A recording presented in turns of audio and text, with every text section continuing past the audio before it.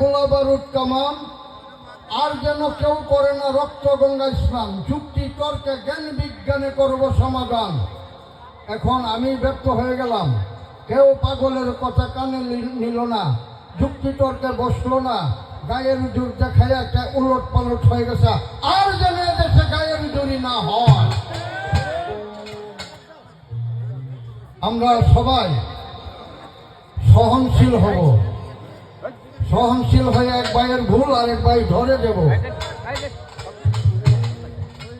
আর আমার সাত্তার বাবা জানের কথা থেকে আমার একটা গান মনে পড়লো, রমেশ শীলের। যে রমেশ শীল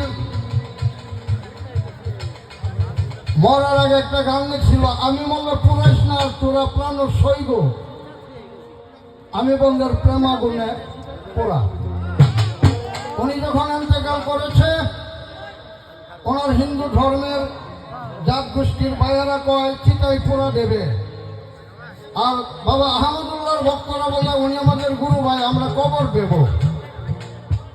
এই দুই দল যখন কারাকারি লাগছে, ম্যাজিস্ট্রেট আইসা মাঝখানে মধ্যস্থতা করে দিল, তোমরা একটা কথা শুনো, উনি যেহেতু দুই কুলে সাধনা করেছে, দুইটা কাজই করা হবে। আগে কবর দেও, দিয়া পরে লাশ উঠাইয়া মাটি দিও, আরে পুরাইয়া দিও।